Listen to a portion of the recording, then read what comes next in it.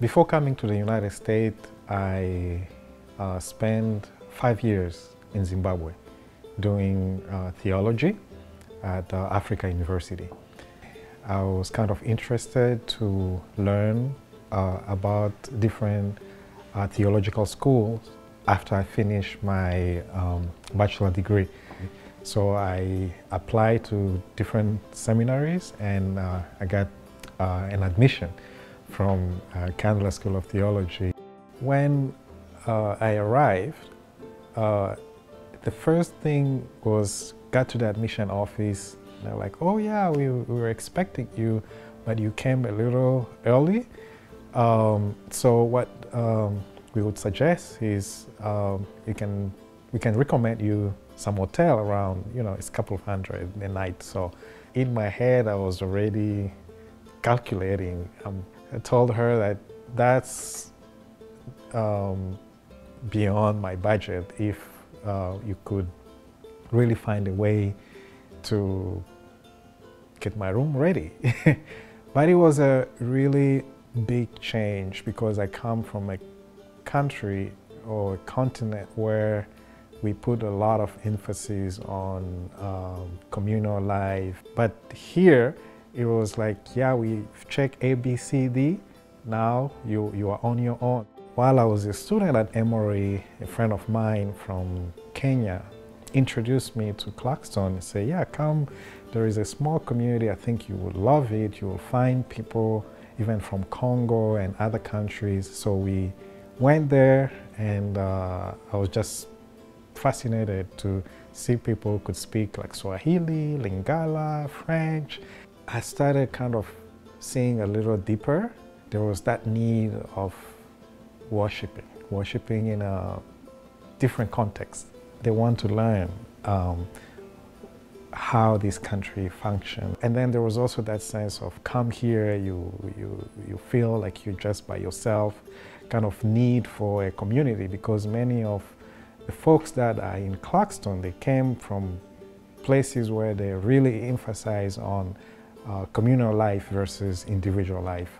And also in talking to folks and visiting with folks, there was that need of healing, because many of us have come from countries that have been torn by war and political instabilities. As we're thinking about the name of the new worshiping community, we say, yeah, we can come up with the name of Shalom, which is more than peace, like well-being, prosperity, wholeness. God is calling us to seek that well-being of the community where we find ourselves in.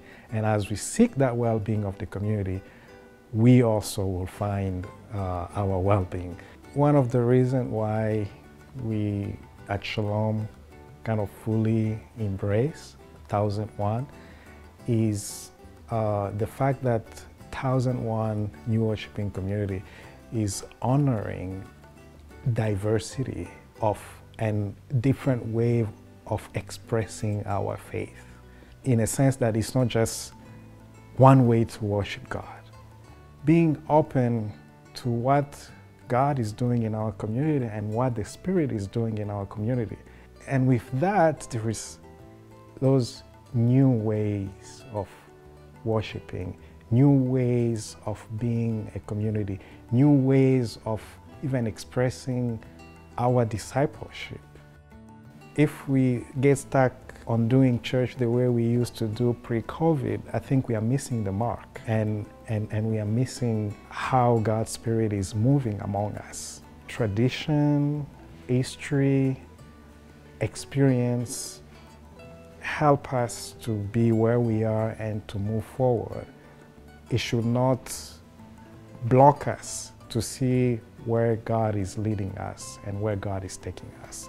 When I think about the future of Shalom, I keep going back to our vision to seek the well-being of the community. Even though the way, the expression of seeking that well-being changes, the good news is Before we were reaching that just to the Clarkston community, but now with doing hybrid services, we are now even reaching out to a broader audience within the United States and also like different parts of Africa, like Kenya.